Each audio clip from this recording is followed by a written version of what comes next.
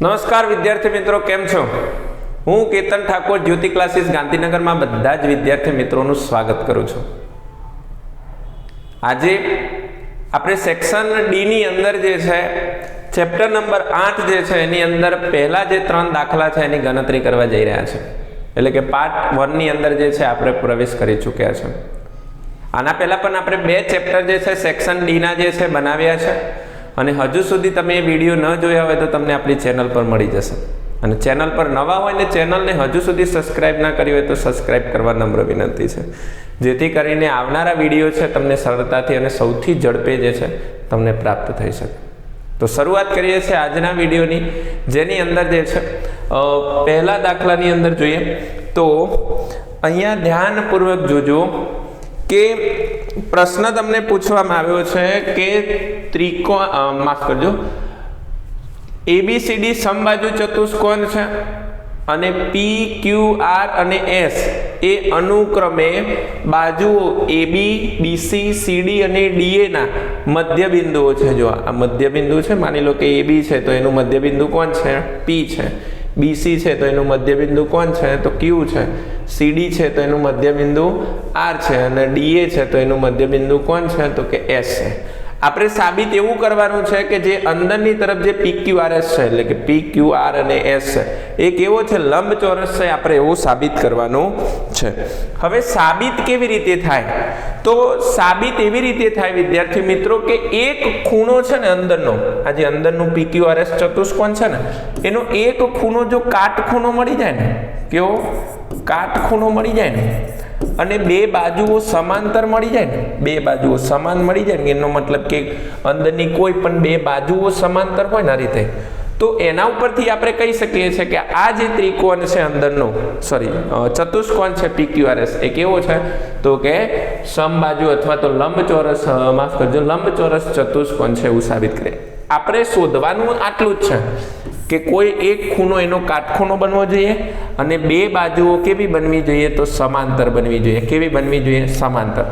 હવે આપણે પહેલા બાજુને સમાંતર મેળવી લઈએ. તો તમે ધ્યાનપૂર્વક સમજો કે ચતુષ્કોણ જે ABCD છે એ કેવો છે? સમબાજુ ચતુષ્કોણ છે અને એને PQR અને S એ અનુક્રમે અહીંયા લખ્યું છે એ બાજુ જે છે મધ્ય બિંદુમાં છે.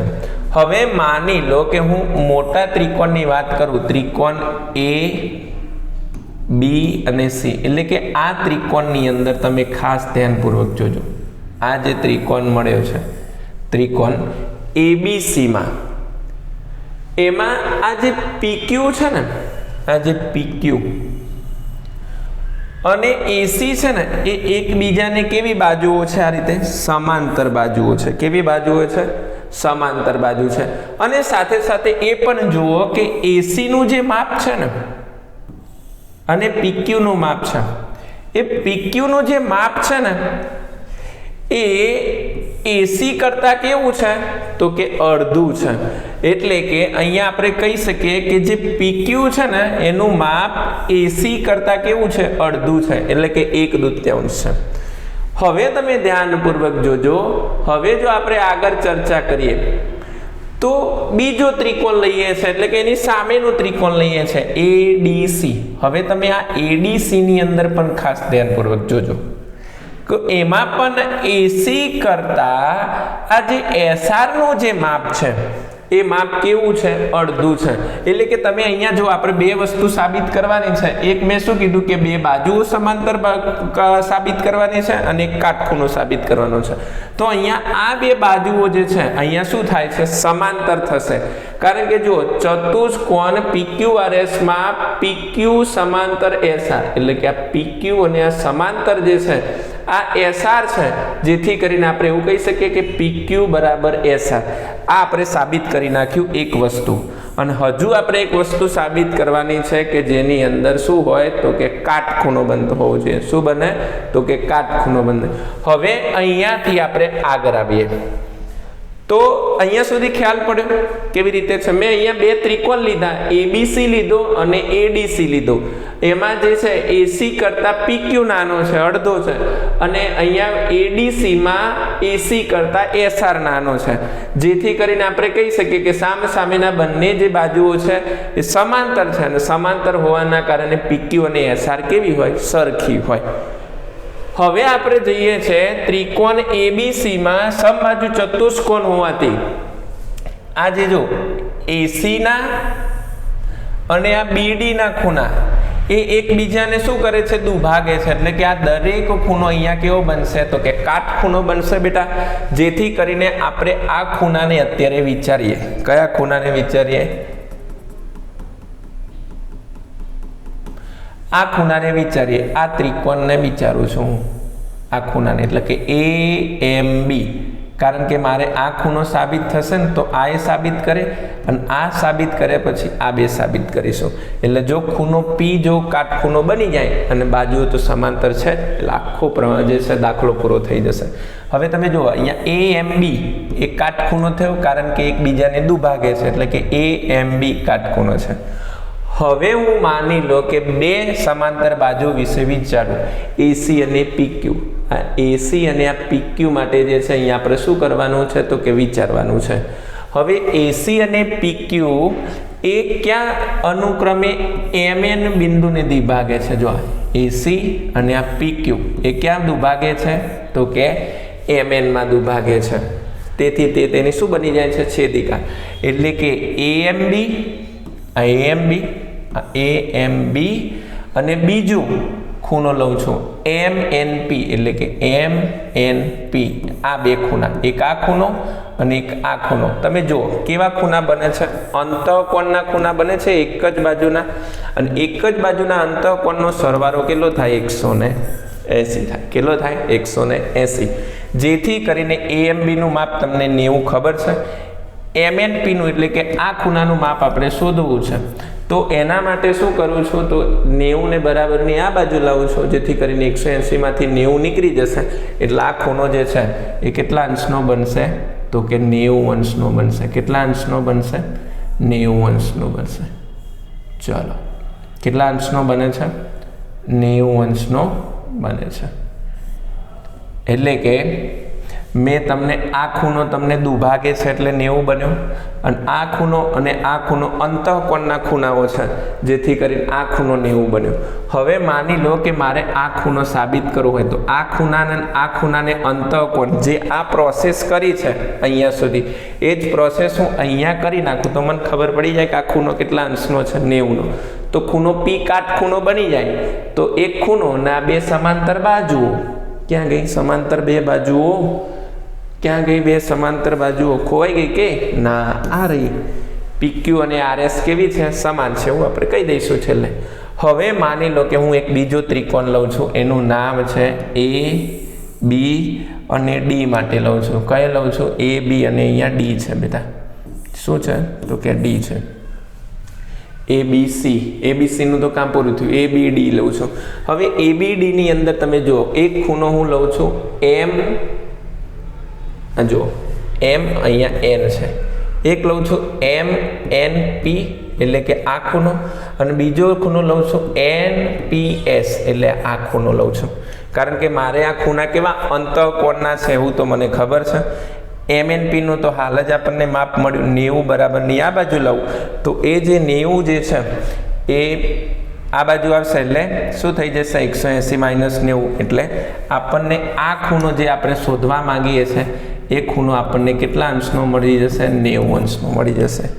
જેથી કરીને આમ સમાંતર બાજુ ચતુષ્કોણમાં PQRS માં એક ખૂણો કાટખૂણો, જે ખૂણો P મળ્યો, અને PQ અહીંયા જોજો, PQ અને SR સમાન હોવાથી આપણે કહી દઈએ કે અંદરનો જે આપણને PQRS જે છે એ કેવું છે, તો કે લંબચોરસ છે. આ રીતે વિદ્યાર્થી મિત્રો જે છે આપણે સાબિત કરવાનો છે. એક વખત જે છે આ દાખલો ગણવાથી નહીં આવડી જાય, એના માટે તમારે શું કરવું પડશે, તો કે પ્રેક્ટિસ કરવી પડશે. 1-2 વખત જાતે દાખલો ગણવાનો પ્રયત્ન કરો. ક્યાંય પણ નાની મોટી ભૂલ થાય તો તમે મને કોમેન્ટ સેક્શનની અંદર જણાવજો, હું તમને ચોક્કસથી આના માટે જે છે એ મદદ કરીશ.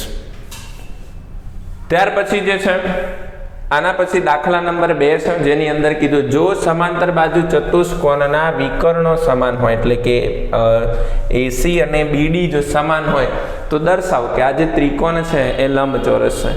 આ દર્શાવવા માટે આપણે એક જ વસ્તુ કરવાની છે. કોઈ પણ બે જે ખૂણા હોય ને બેટા, આ બે ખૂણાઓ એને આપણે શું કરી દેવાના તો કે કાટકોણ સાબિત કરી દેવાના. હવે તમે જો માની લો કે હું ખૂણો A અને ખૂણો B સાબિત કરું, ખૂણો A અને B સાબિત કરી નાખું તો આની સામેના જે આ બે ખૂણા પણ કેવા થશે તો સમાન સાબિત થશે. જેથી કરીને આપણે શું કહી દઈશું કે આપેલો જે છે એ કેવો છે તો કે લંબચોરસ છે. એના માટે આપણે શરૂઆત કરીએ છીએ તો કે સમાંતર બાજુ ચતુષ્કોણ ABCD ના વિકર્ણો સમાન છે, એટલે કે આ બે વિકર્ણો AC અને BD કેવા છે દોસ્તો સમાન છે, એવું તમને પક્ષમાં કીધું છે. હવે હું આના માટે બે ત્રિકોણ વિચારું છું. એક ત્રિકોણ વિચારું છું DAB, એટલે કે આ ત્રિકોણ, અને બીજો ત્રિકોણ આના માટે વિચારું છું તો કે CBA. શું આ બે ત્રિકોણો વિચારું છું. હવે બંને ત્રિકોણની અંદર જોજો આ બાજુ અને આ બાજુ કેવી છે સમાન છે, એવું કહી દીધું છે, સમાંતર બાજુ ચતુષ્કોણ છે એટલા માટે. અને બંને ત્રિકોણોની અંદર AB જે છે એ કેવી છે તો કે સામાન્ય બાજુ છે. કેવી છે? સામાન્ય બાજુ છે. અને વિકર્ણો તમે જોઈ લો, આ ત્રિકોણ લઉં તો AC વિકર્ણ આવી જાય છે, અને આ ત્રિકોણ લઉં તો BD વિકર્ણ આવી જાય છે. અને આગળ કીધું છે કે બંને વિકર્ણો કેવા છે સમાન છે, એટલે અહીંયા લખી નાખું છું, પક્ષ લખી નાખું છું. જેથી કરીને આ બે ત્રિકોણ છે, ત્રિકોણ નંબર 1 અને ત્રિકોણ નંબર 2, એ કેવી છે બા શરત મુજબ આ બે ત્રિકોણો સમાન છે. તો જો ત્રિકોણો સમાન હોય તો તેથી બનતા ખૂણા પણ કેવા હોય સમાન જ હોય, એટલે ખૂણો A અને ખૂણો B પણ કેવો છે સમાન છે, એવું અહીંયા CPCT મુજબ કીધું આપણે. હવે આગળ જોઈએ તો કે સમાંતર બાજુ ચતુષ્કોણ ABCD માં AD એટલે કે આ બાજુ અને BC એટલે આ બાજુ, બરાબર. એ AB ની શું છે તો કે છેદિકા છે. AB ની શું છે તો કે છેદિકા છે. શું છે તો કે છેદિકા છે. હવે જોઈએ કે જો આ બે ત્રિકોણ જે છે, એક ત્રિકોણ છે DAB અને બીજો ત્રિકોણ છે CAB, આ એક જ તરફના અંતઃકોણના ખૂણા છે આગળના દાખલાની જેમ. જેથી કરીને એમનો સરવાળો કેટલો થશે તો કે 180 થશે. જેથી કરીને હું અહીંયા જો એક ગણતરી કરીને બતાવું છું. ખૂણો અહીંયા જો DAB બરાબર અહીંયા ખૂણો શું છે તો કે CAB છે. આપણે અહીંયા આ વસ્તુને લખી છે, જોજો. હવે માની લો કે અહીંયા એકબીજાના અંતઃકોણના ખૂણા છે, એટલે ખૂણો DAB બરાબર વત્તા ખૂણો CAB બરાબર કેટલા લખીશું 180. હવે જો DAB ની જગ્યાએ હું CAB લખી શકું, કારણ કે બંને કેવા છે સમાન છે. તો આ DAB ની જગ્યાએ આપણે CAB લખીએ છીએ, તો ખૂણો CAB પ્લસ ખૂણો CAB બરાબર 180. બે વખત છે એટલે ખૂણો 2CAB બરાબર 180 ના છેદમાં અહીંયા આપણે કેટલા લખીશું તો કે 2 લખીશું.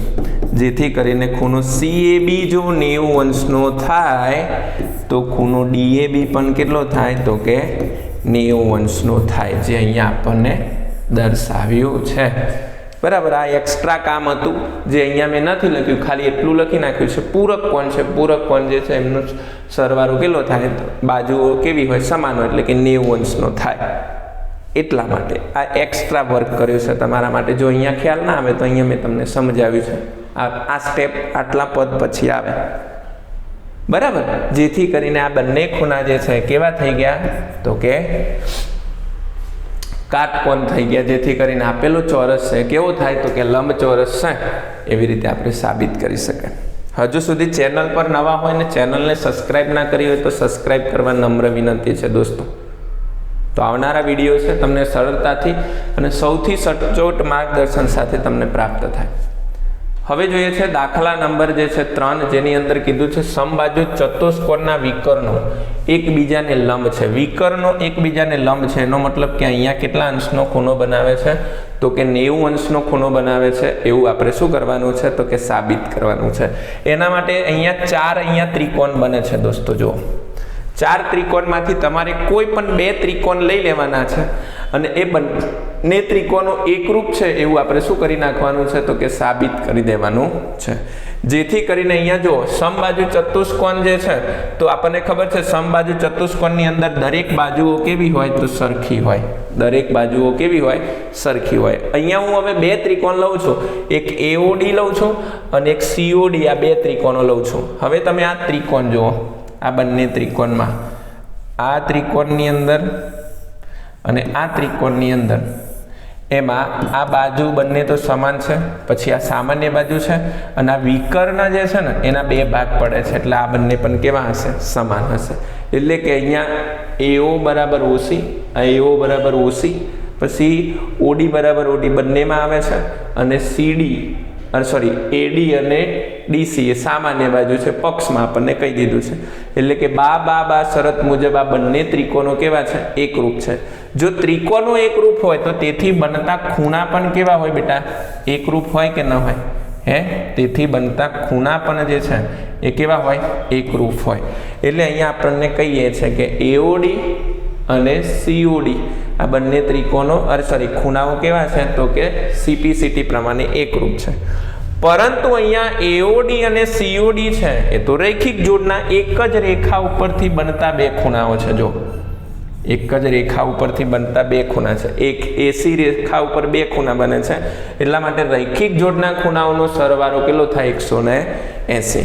આગળ જેમ મેં તમને સમજાવ્યું આ પ્રોસેસ, અહીંયા આ જે પ્રોસેસ સમજાઈ એ જ અહીંયા તમારે ફરીથી કરવાની છે. AOD પ્લસ COD બરાબર 180, કારણ કે રૈખિક જોડના ખૂણાનો સરવાળો કેટલો થાય 180. હવે AOD આ COD ની જગ્યાએ જો આ COD ની જગ્યાએ હું શું લખી શકું છું AOD. તો AOD પ્લસ AOD બરાબર 180. તો 2 વખત AOD છે 180, આ અંશમાંથી છેદમાં આવે, જેથી કરીને AOD નો ખૂણો પણ 90 બને અને COD નો ખૂણો પણ 90 બને. અને આપણે એવું જ બતાવવાનું છે કે એકબીજાને કેવા છે લંબ છે. લંબ હોય તો કેવા અંશનો ખૂણો બને તો કે 90 અંશનો. તો આ ખૂણો પણ 90 નો બનશે, આ પણ 90 બનશે, આ પણ 90 અને આ પણ 90 અંશનો ખૂણો બને છે. આથી આપણે કહી દઈએ કે સમબાજુ ચતુષ્કોણના વિકર્ણો એકબીજાને શું થાય છે દુભાગે છે. આજના દિવસ માટે વિદ્યાર્થી મિત્રો આટલું જ. ફરીથી મળીએ છીએ નવા વિડીયોમાં. ત્યાં સુધી પોતાનું ધ્યાન રાખજો, તૈયારી કરતા રહેજો અને અમારી ચેનલ સાથે જોડાયેલા રહેજો. મળીએ છીએ નવા વિડીયો સાથે, આના પાર્ટ 2 સાથે. કોમેન્ટ સેક્શનની અંદર જણાવજો અમારા વિડીયો તમને કેવા લાગે છે. મળીએ ત્યારે નવા વિડીયોમાં. જય હિન્દ, જય ભારત.